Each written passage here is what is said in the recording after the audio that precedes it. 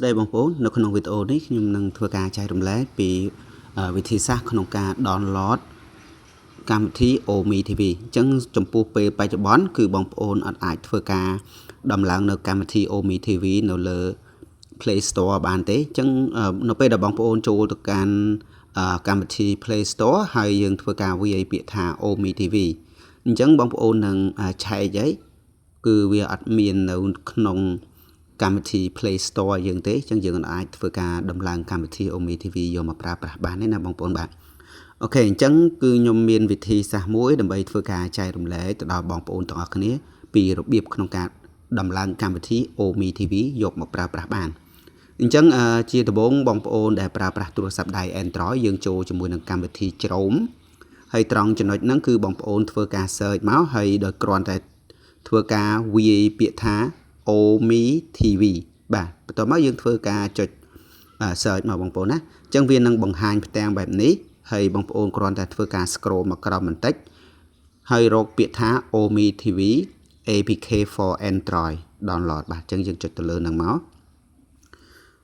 បន្ទាប់ពីយើងធ្វើការ select ទៅលើ link ហ្នឹងហើយគឺវានឹងបង្ហាញកម្មវិធី Omi TV បាទដែលយើងអាចធ្វើការដំឡើងនៅក្នុងកម្មវិធីនឹងបានណាបងប្អូនបាទអញ្ចឹងនៅពេលដែលបងប្អូនធ្វើការចុចទៅលើ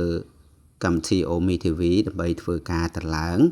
គឺវានឹងបង្ហាញផ្ទាំងបែបនេះបងប្អូនណាចេញផ្ទាំងពណ៌បៃតងហ្នឹងបងប្អូនគ្រាន់តែធ្វើការចុចកន្លែងសញ្ញាព្រួយឬក៏ចុចទៅលើផ្ទាំងបៃតងនឹងទាំងមូលតែម្ដងវានឹងធ្វើការដំឡើងនៅកម្មវិធីនឹងឲ្យយើងតែម្ដងបងប្អូនណាអញ្ចឹងរាល់ការដំឡើងនៅកម្មវិធីនេះគឺវាអត់ចំណាយពេលយូរប្រហែលទេបន្តមកទៀតបងប្អូនគ្រាន់តែធ្វើការចុចពាក្យថា download anyway បាទនៅពេលដែលយើងចុច download ហើយយើងអាចចូលទៅមើលបាននៅកន្លែងដែលយើងបានធ្វើការ download ណាបងប្អូនបាទអញ្ចឹងបន្ទាប់ពីធ្វើការដំឡើងនៅកម្មវិធីនឹងរួចរាល់បាទ download កម្មវិធីនឹងរួចរាល់បងប្អូនអាចធ្វើការចុចដំឡើងវាបានបាទអញ្ចឹងយើងចុចទៅលើនឹងមកហើយបន្តមកទៀតយើងគ្រាន់តែធ្វើការចុចពាក្យថា install អញ្ចឹងវានឹងធ្វើការដំឡើងនៅកម្មវិធីហ្នឹងឯងបងប្អូនណាអញ្ចឹងរាល់ការដំឡើងកម្មវិធីនោះក៏អត់ចំណាយពេលយូរដែរដោយសារតែវាស៊ីមេតិចហើយការប្រើប្រាស់ក៏លឿនដែរបងប្អូនណាអញ្ចឹងនៅពេលដែលបងប្អូនធ្វើការចុចដំឡើងហើយយើងអាចធ្វើការចុចដាន់ក៏បានចុចត្រង់កន្លែង open ក៏បានដែរអញ្ចឹងយើងអាចធ្វើការសាកល្បងចុច